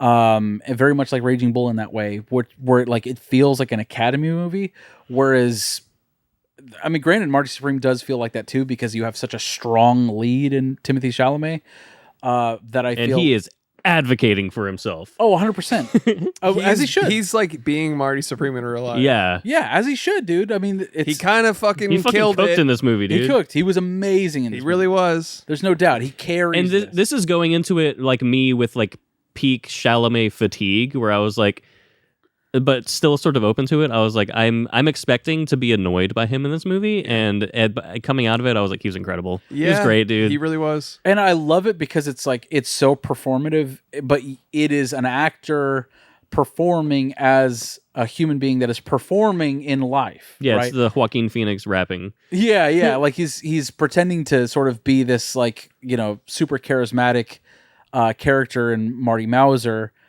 but like when it comes down to it, and like Gwyneth Paltrow, for instance, like the second she comes to the hotel room, he's almost like, what? Like it fucking worked. Yeah. And then he just goes for it, you know? Yeah. Like I love that semblance of like there's a real person under the mask of Marty Mauser. Mm-hmm. Yeah. That they create this entire film. I mean, it's stunning, man. It really is. Well, it also made me like, this is just a compliment to the story, but it makes you Google, is Marty Supreme based on a real person? Right. Where that was a common search. You could tell when I pulled it up, and it's not. Obviously, it's fictional, but that's just like an attestment to like the story. I heard it was real. Yeah, I didn't know that. I thought it was a real person. No. Oh, okay. Really? What the fuck? And now I'm like, am Yeah, I you're wrong? kind of freaking me out. I it was a real Googled it, person. and I was like, it's not a real person. But I like, didn't Google it, but the only reason I didn't is because I heard he was real already. This is a movie podcast, by the way. We do all of Yeah. our research if you can't Don't take tell. medical advice from us. loosely based on real life table tennis hustler and champion Marty Reisman. Oh, Okay. All right. Different last name. So a but- fictionalized version Yeah. of a table tennis Okay. guy. Well, there you go. Shit. When I looked it up, it's like no, but I guess this is saying loosely. Yeah. So Fictionalized. yeah, maybe after yeah. Okay. We do our research on the movie Yep. podcast. You know that movie, that meme where it's like the top half is a girl on the phone, and she's like, "You're so sweet," and then the bottom half she's going, "Hello HR" on the phone. Yeah. Mm-hmm. I wanted to put on the top half like, "Hi, I'm a fucking movie about a narcissistic tennis player," and it's Marty Supreme, and then on the bottom it's like, "Hi, I'm a movie about a narcissistic tennis guy," and it's fucking Will Smith and King Richard. Yeah. Yeah. So you know, there's that Make info. that. Who's also facing I'm banned from OK Buddy Cinephile. So I can't do it. Somebody else could do that. who's also facing sexual harassment charges right now. Will Smith? Yeah. No way, that Shocker. guy's not a good dude. Yeah, apparently so. That's Guy that physically assaults somebody on live television. He gets a pat, dude. He was really good in King Richard. He was the man in black. He was one of the men in black. He was one half of. He was a man in black, if Yeah. you will. He was in Wild Wild West, dude. What the he's heck? a Wild legend. Wild West. He's an eye legend, if you will. Oh shit! We gotta go. He was. I wrote. Yeah. Dude, okay, so the opening title sequence is just the vibe. I'll say that a million times throughout this episode, just vibes, but I adored the opening sequence. Yeah. It's also very Uncut Gemsy in that etherealness where it's like there's this weird stars thing happening with Uncut Gems with like diamonds and stars Yeah. in the beginning and ending of that movie. It's in his where- colon. yeah, exactly. Yeah. And then in this, it's like, what is that? There's some weird, this microscopic, weird, kind of funny thing Mhm. that Safdie always does with like his intros or outros where it's like, It's just such a brilliant way to, oh my gosh. So it opens with him at the shoe store. He's trying to upsell the woman on a pair of shoes. He grabs her the wrong pair of like size shoes on purpose so that he can upsell to like the nicer size. Anyways, his girlfriend comes in, they go in the back room, they fuck, and then as the needle drop starts, I forget what song it was. Forever Young. Forever Young. Oh, such a perfect song for it. And then like the sperm are going into the egg, like, and then it turns into the ball. That was So such a good. fully cooked idea Yeah. that I was just like, I'm on board. And immediately you know which brother has the sauce. I was like, Yeah, it's immediate. that's it. It's- That's right there. It's pretty apparent right off the bat. Yeah. And yeah, it also just like even before the opening title sequence, it established like this like hectic scheming like right off the bat where he's doing the shoe size like thing. And Yeah. I'm like, God, it's like so fucking sleazy. And that's another thing about like everybody's like bitching about is they're like, like, oh, he's a narcissist. It's like, yeah, have you ever heard of an anti-hero? Yeah, he's not everyone's Hercules. Are they complaining that Marty Mauser's a bad guy? Basically, yeah. We're like, that's the thing. That's the whole. Have they ever watched a movie before? Yeah, that's what I'm saying. It's another one of those arguments that's almost like too stupid to even argue. These are people that are just so used to fucking Marvel comic movies. Yeah. Or they just like hate success, where it's like there's these unhappy people out there that are like arguably, understandably annoyed by Timothée Chalamet and this insane marketing that's been going on with it. It's egregious. It really is. It's a lot. But if you didn't like him, it would be insufferable for sure. Yes, but I think the cold hard fact is the movie actually fucking rules. Yes. So and he is actually fucking great in it. And it would be much worse if it was like, oh my God, this press tour plus a really shitty performance plus his arrogance. But it's not that. So, and then people are still grasping at something, be like, he's not even a good guy and everybody likes this. And it's like, no shit. Yeah. No fucking shit. The movie hinges on him not being a good guy. Yeah. That's shocking to me because it's like, this is the most Timothée Chalamet role he's ever done. I mean, he was Willy Wonka. You know what I mean? Oh my God, yeah. He was Willy Wonka. People love that movie, and I watched it. I was like, guys, look, he tried. I can tell he tried. Oh, he's a good actor. He did good. But even the Bob Dylan movie, I'm like, oh, I don't get it, dude. I don't get it. I don't get him as this. In Marty Supreme, it's like that role was literally made for Timothée Chalamet. Yeah. It actually fit. Like, I think Willy Wonka's just bad casting, and I think Bob Dylan, I get the casting, but I don't see him. It's just a clear, like, you're going to put me in the award. In the biopic, the music biopic. He was great and also troubled. I'm so fucking, duh. Those are so, like, all just SNL skits to me in my head. Yeah. So, yeah. Yeah. This to me feels like the most fully fleshed Timothée Chalamet character that also embodies who he is as a person. Mm-hmm. Not to say that he's a bad guy or he's a fucking ping pong player. It's just to mean like he's cooking with so much fucking gas at all times that like anything he does turns to gold because of how charismatic he is. Mm-hmm. And like at one point, whenever he's rizzing up Gwyneth Paltrow, I'm like, that's fucking Lisa El Gaib. That's the guy. That's the guy that you fucking put all the charisma on. Like, obviously, he's that guy. Remember The King? The King was dope. King was dope. It's almost unbelievable because he's this scrawny little fucking guy. Mm-hmm. But the second he does the speech, dude, are you fucking with me right now? Like, that to me is like so indicative of him as an actor. And this is, in no uncertain terms, this is a way of saying he is that actor. This is the level that he's on. That's what this entire movie is based on. Yeah. It's like no matter what, he doesn't see failure in his fucking eyes. He'll do whatever it takes. He'll fucking do the Globetrotters thing, even though he thinks it's beneath him. Mm-hmm. Willy Wonka. You know what I'm saying? Like, it just at every level there feels like a perfect parallel to like his actual career. That I'm just into it, man. I really dig it. Yeah, and he has that. It's a line that stuck with me, like during his Gwyneth Paltrow interaction when she goes like, "What if you fail?" And he's like, "Doesn't even enter my consciousness." And but then one of my favorite lines from the movie is she's like, "Yeah, but how do you make money?" And he goes, "I believe in myself, and the money will follow." And I was like, cooked. Just shows what a different economy we're in right now, fellas. Yeah, Impossible now. Yeah, but his real life arrogance kind of bleeds into Marty Supreme, and it's good. It works. It works well. I mean, the arrogance of the character is like partially what makes it like another part with Gwyneth Paltrow where she's like, "You're hardly even a man," and he's like, "Man enough to fuck you," and she's like, "I gotta go." That you cooked too hard with that. Yeah, she's like, "Fuck," like, yeah. And the audacity of his character. Yeah. Another thing. Yeah. Like she gives him the necklace at one point and then they lose it. And he's like, do you want to go get me another necklace? And he's like, you just said you have 25 of them. Come on. Yeah, come on. I just want your necklace. I'll eat you out again in the park, I swear. Yeah. But also I feel like one of the reasons, like we were talking about him as an anti-hero, everybody does see a little bit of themselves in the fact that like, and not everybody has this arrogance or this courage to just literally do the dream big thing where it's like he swings so high and so hard.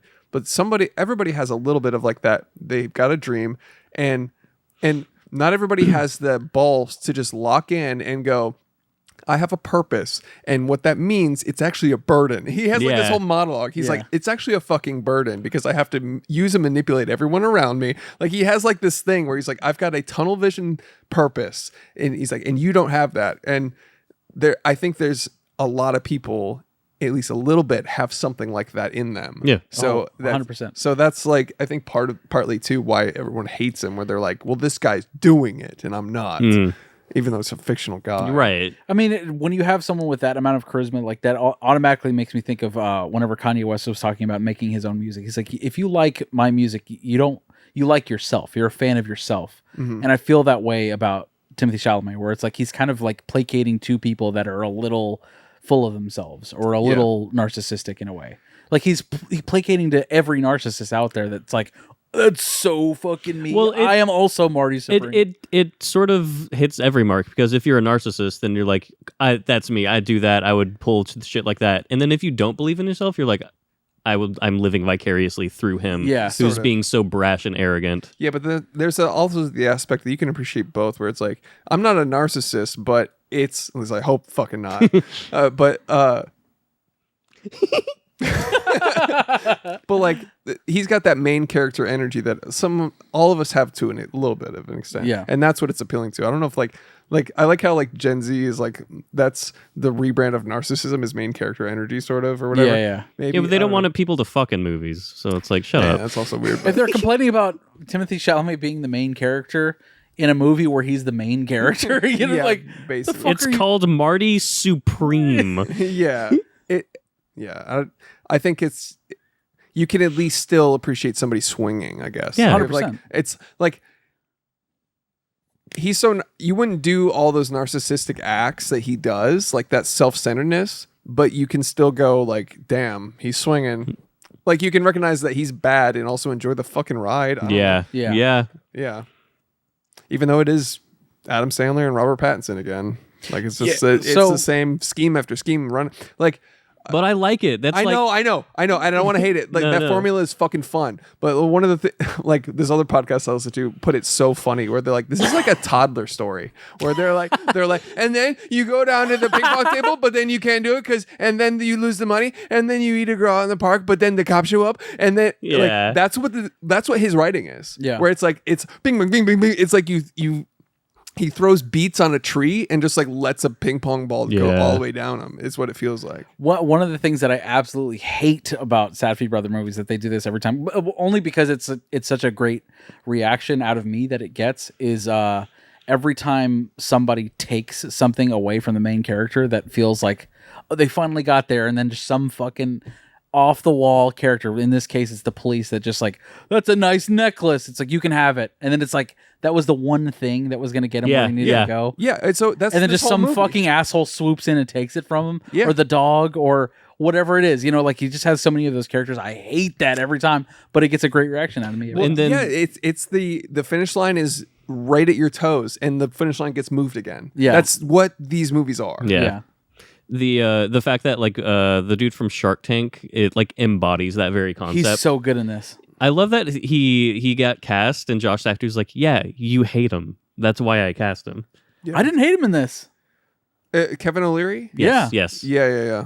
He was good in the movie. Yeah, he's really good in the movie. I didn't even realize he was the Shark Tank guy. Yeah. But I just thought he looked familiar. From his perspective, he's entirely justified this entire movie. He really is. Like, this little kid fucks his wife. Yeah. One, which he doesn't know about. Lies to him constantly. Makes fun of his fucking dead son to his goddamn face, and you give him an offer to do this thing, and then he insults you to your goddamn face on top of that. Yeah.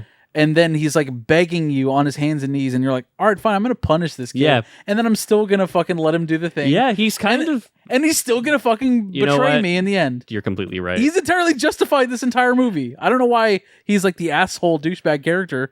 Because he's got money. I guess. He's the guy that has the... He's the gatekeeping, like, bigwig. But I also... Yes, but he doesn't seem that bad, menacing or anything. No. It's not like he treats Gwyneth like shit totally, even though he like doesn't believe in her acting or something. But the way he's sort of framed at the beginning as like the husband who like purchased a trophy wife that like actually is generationally talented and is sort of like the way they try to frame it in that way. Then it's like, oh, everyone's kind of a little bit gray, so it's not really him entirely. Not necessarily. Also, I just every time I see him, I think of those edits where it's like a kid walking in. He's like, "Hi, sharks today," and he goes, "Get the fuck out."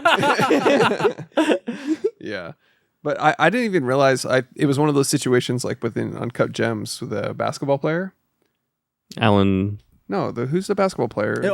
Sorry, Kevin Garnett. Kevin Garnett, where I was like, this guy's an actor, and I just had no idea. He was so good, I had no idea. He's great. Same for Kevin O'Leary. I was like, oh, he looks familiar, so he must just be another like actor.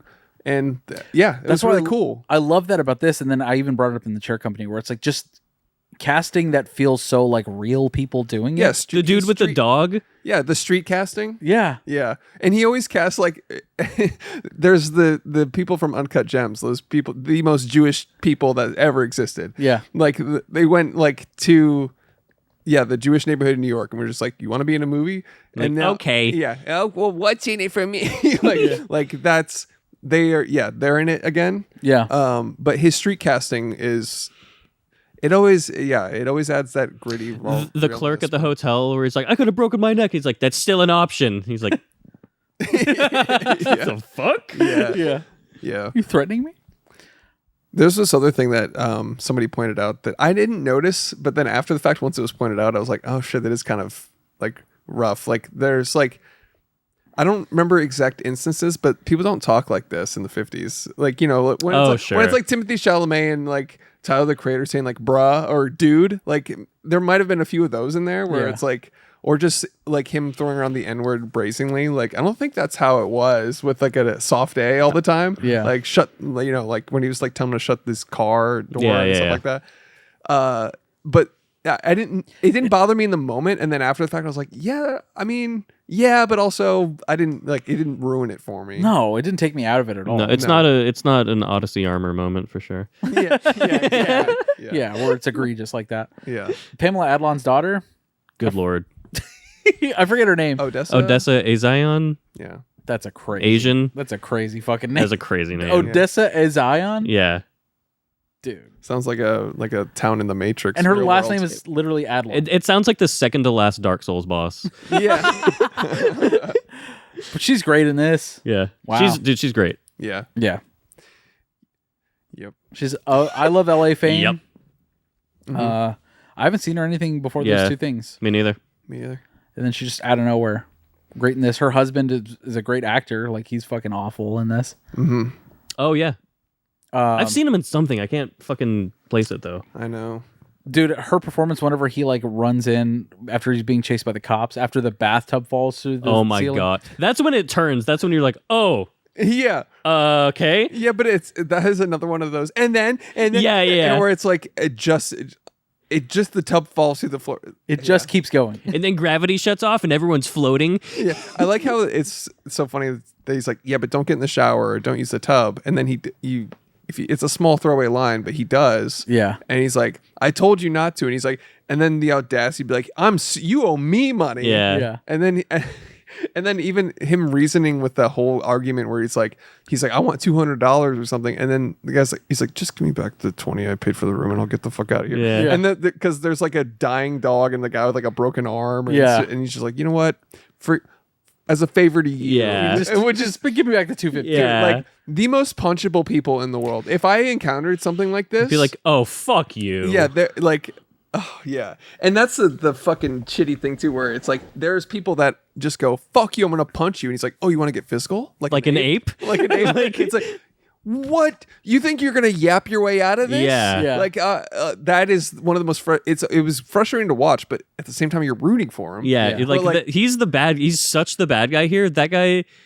his wife is pregnant with his kid. Yeah. And he's like, oh, you want to get physical? Yeah. Like, yeah.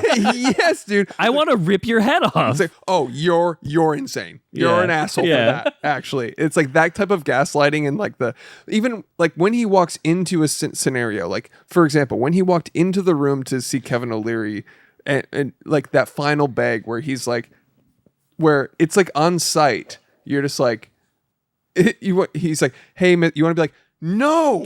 You're like, I can't do any more of your shit. How did you get into my fucking house? Like He does say that. Yeah, like the initiation of the conversation to me wouldn't like if I saw that, it wouldn't have even happened. Where No, it's like, get out.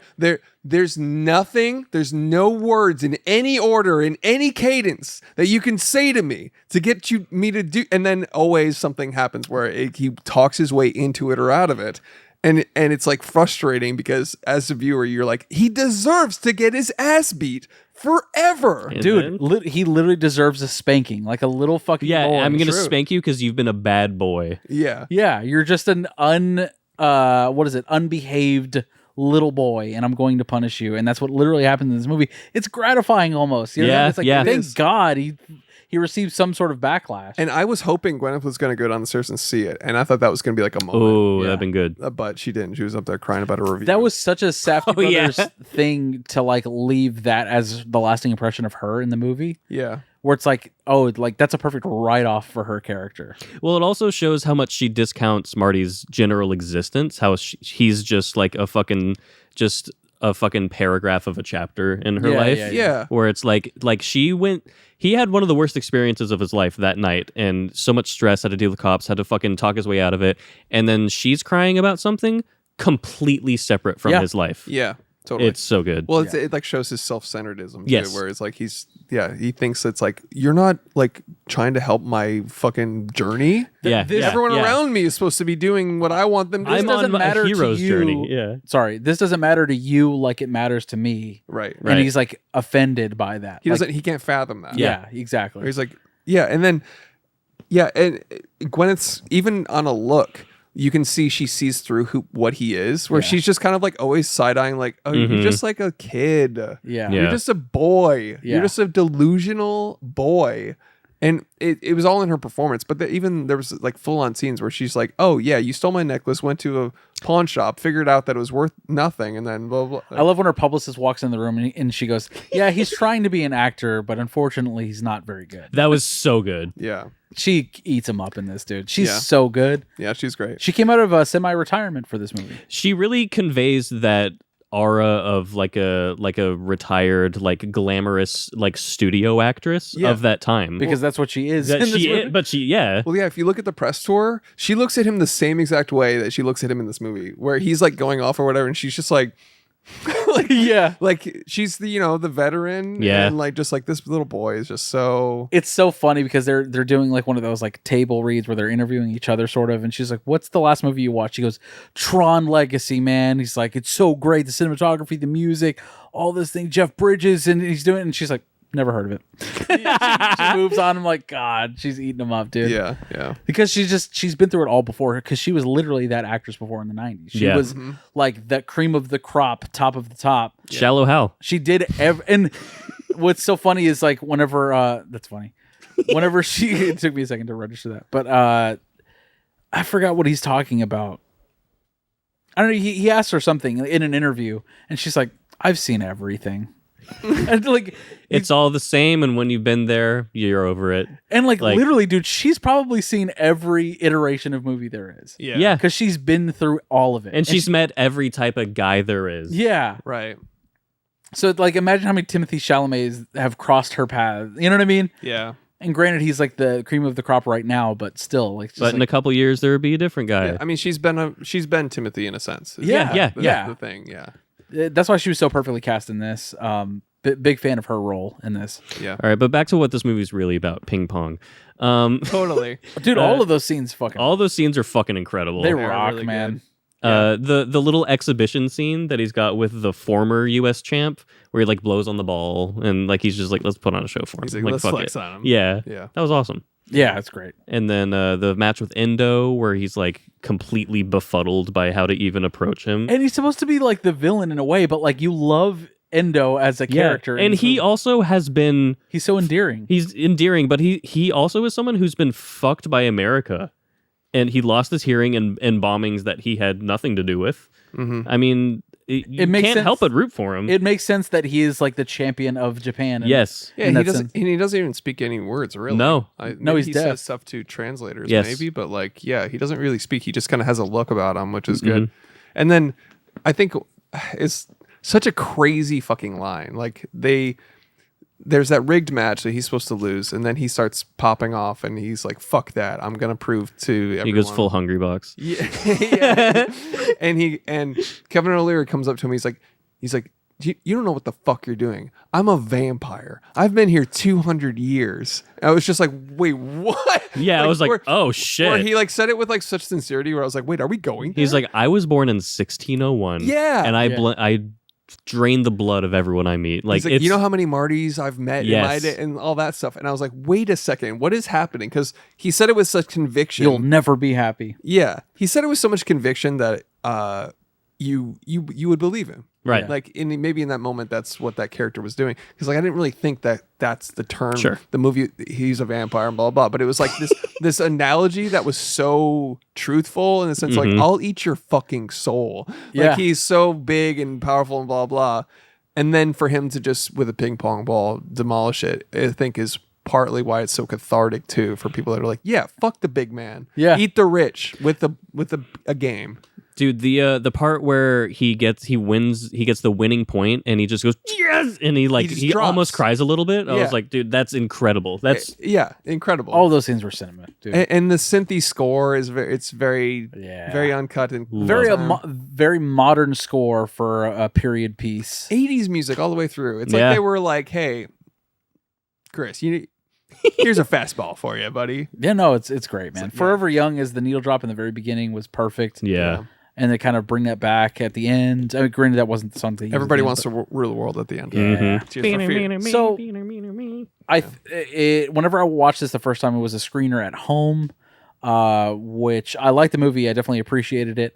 When I saw it last night in the theater, that was like, okay, this is a great fucking movie. I was so dialed in, of course, because you're not at home. You're in a theater watching a movie, right? Yeah. I loved it even more the second time around. Mm-hmm. However, how do we feel about the ending? I love it. What do you mean? I like it was moving and everything. It did seem like a buzzer beater, like a emergency landing, where it was like all the schemes. He proved what he did. Like he proved he didn't like win money or whatever, but he like proved he could do it for himself. He's still broke. He's still whatever, and he comes back and he just goes, "I'm going to be a dad now." It was kind of like. Yeah, it was. It was a really fast crescendo. That's what I'm saying. I guess it was just like build up, and he kind of did what the movie was he set out to do. It was messy and everything, but then, yeah, I get that. I got that feeling that it was like right at the buzzer. We need a bow on it, and then he's gonna see his son and cry. Basically, I really liked it because in two aspects. The first one is that he beats Endo in the end, which like. In two ways, that's good and bad. And because the first way is like you see how disappointed everyone in Japan is that Endo lost. They really believed in him, and that makes Marty the villain to them. And then Marty also fucked up his relationship by winning that match. Mm-hmm. So now that whole part of his life is like maybe just burned bridges. Yeah, he comes back, and the one thing that can make him happy is an extension of himself. It's the only thing that can make him cry and be happy.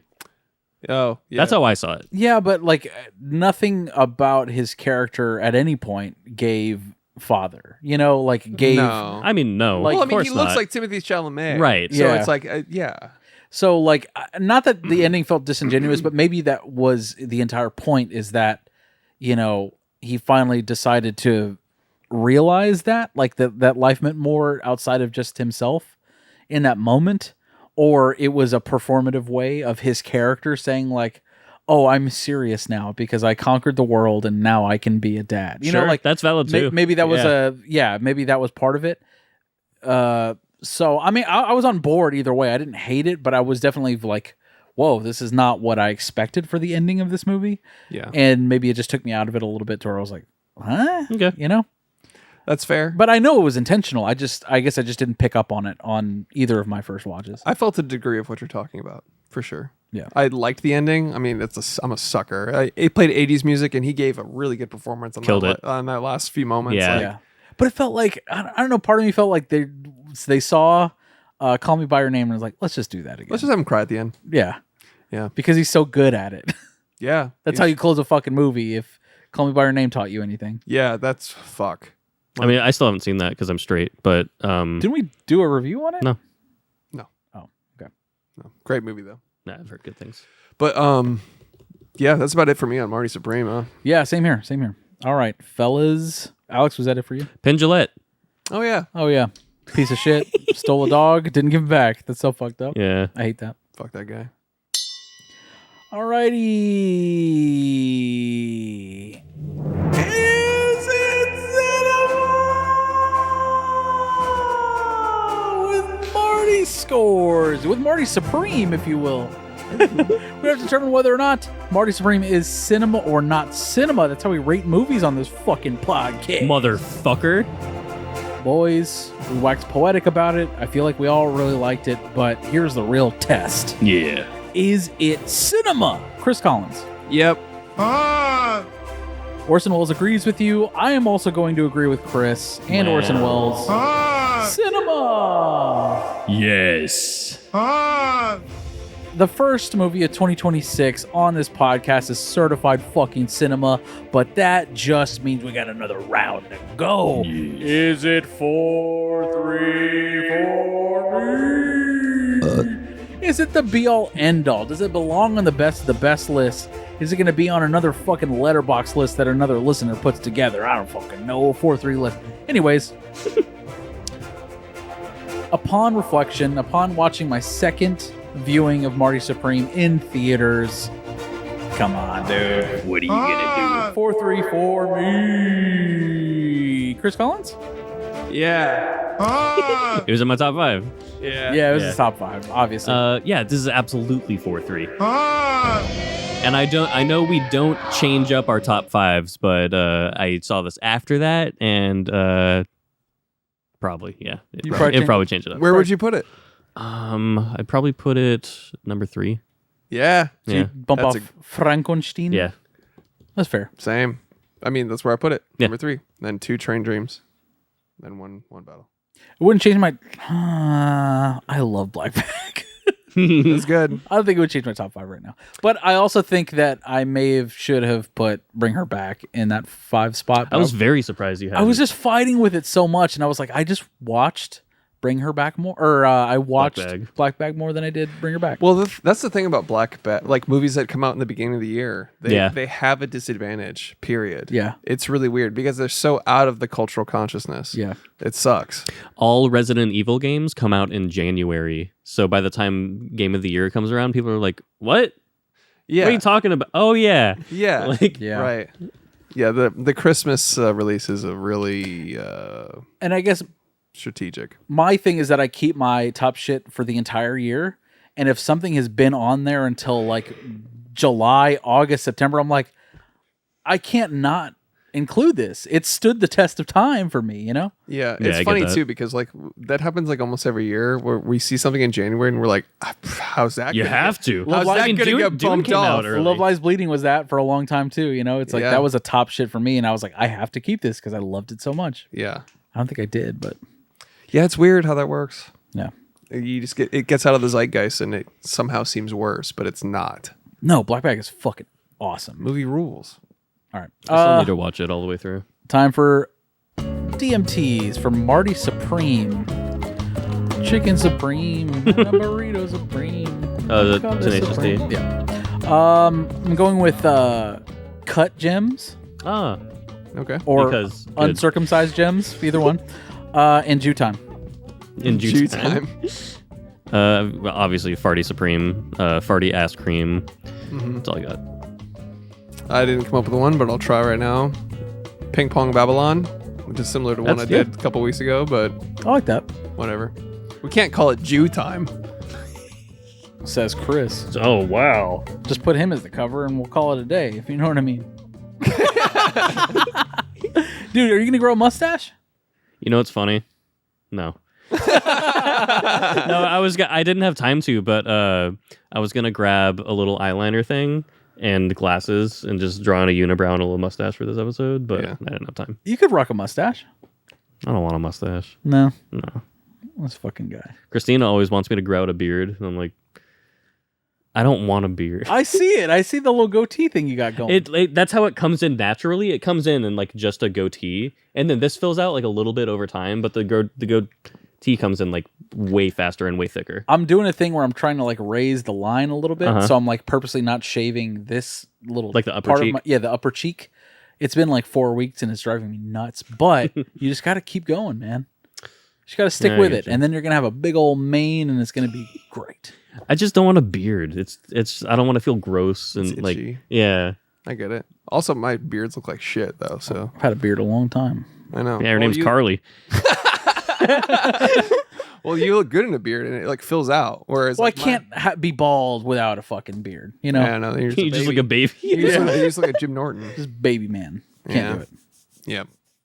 All right, budget and shit. Oh, I think I saw the budget, but I'm gonna shit. guess. Let me get as if- something bigger.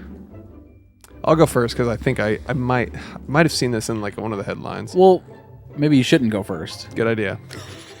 All right, 60 mil. 52. 30 mil. Alexa, how much did the movie Marty Supreme cost to make? Marty Supreme cost an estimated $65 million to make. Oh. Would you like to know how much Marty Supreme grossed at the box office? No, No, We ask her right after. She's like, I just okay. fucking asked. how much did it make? I think it's made quite a bit. I'm gonna say currently, right now as we sit, probably 60. Oh yeah, it's still technically in theaters. Huh? Yeah. So this is tough. Yeah, it's rough. I'm gonna say 90 mil right now. I don't know. I will say that the screening I was at last night, it was hard to find a seat. It was fucking packed. I'll do 70. All right, Marty Supreme box office.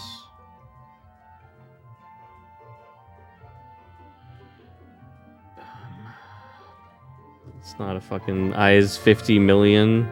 So it hasn't made its money back yet. I mean, not yet, according to this article from 3 hours ago. It will. Yeah. It will, I but mean- it's too soon. Like I said, Yeah. the theaters were fucking packed yesterday, and this is at the same time that an Avatar movie's out. I think that's great. Should we try this? I don't know if we'll be able to find this, but movie budget versus marketing budget. Like of that 65, how much do you think was the marketing budget? It might be. I don't know if we'll be able to find that. I don't know. We'll try. I would Give it a say shot. I would say it's probably half. Yeah, 30. I'll go 15. Just to They threw up blimps. what? They had blimps up there. Oh, He was, fuck. he was on top of the sphere. Yeah. It's like crazy. They paid for the sphere, yeah, Yeah, because they made the sphere look like the ping pong ball. Oh, that's and they sick. filmed him on top of it. It's Was crazy. it the orange ball? Yeah, Yeah. Oh, that's sick. Yeah. Alexa, wait, did we all guess? Yeah, I guess 15. 30. Okay, I'll say 35. Alexa, how much was the marketing budget for Marty Supreme? No fucking way she finds that. Okay. A24 used unconventional marketing tactics for Marty Supreme, focusing on viral stunts rather than traditional TV ads. While the exact budget isn't disclosed, it's believed to be less expensive than a typical campaign. The feet. Yeah, I can't find it Nah, either. it's a lot. It's a lot. We for all sure. win. Yeah, we did it. Yay. All right, fellas. Congrats to us. Hit the pim. Yeah. Yeah. Timothy Chalamet actor game. Ooh, you motherfucker. Go ahead, Chris. kick us Marty off. Supreme. Call me by your name. Dune. Lady Bird. Little Women. Fuck you. Interstellar. Fuck.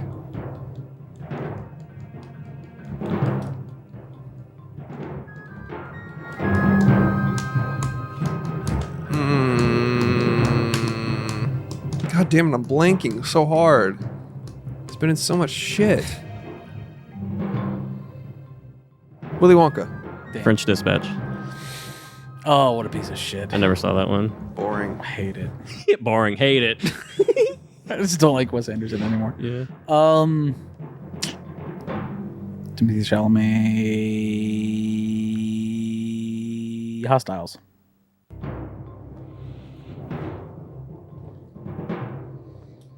I'm out. The King. Oh, The King was dope. Was dude. dope. Super dope.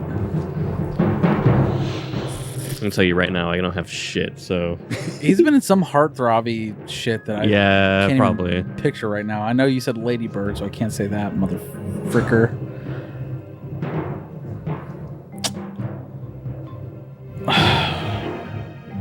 Was he ever in a TV show? I'm out. Don't look up. Damn, dude. The rare W on the actor game for me. For Timothée Chalamet of all actors, a modern actor. Look at you, buddy. If we did Marilyn Monroe, I feel like. Oh shit! A complete unknown. Oh fuck! God what are we doing? Bob Dylan, son of a bitch. Let's see what else. Hey, all along the watchtower. Ah, Beautiful Boy. That was really good. Oh yeah. Bones and All. Hot Summer Nights. That was one of our first viral clips. Beautiful What? Boy. I'd kiss him hard. Oh yeah. Oh yeah. A Rainy Day in New York. Hostiles. He said that. I said that. Oh my bad. Dumb fucking. Hostile. Miss Stevens. Intergalactic. The fuck is that? Keepers 1 and 2. Edgar Scissorhands. Listen to the podcast. What? Thanks for listening. Make sure you check us out on Patreon. Make sure you check us out on Instagram where we announce all of our stuff. Yeah. We're on Twitter, kind of. We're on Twatter. TikTok, Blue Sky, Threads, Facebook. not right now. MySpace. Zanga. Zanga, Friendster. LinkedIn. Make sure you listen to the podcast and tell your fucking friends about us, you fucking piece of shit. Later, Toads. It's showtime. Pyongyang. I want you to tell all your friends about me. Being,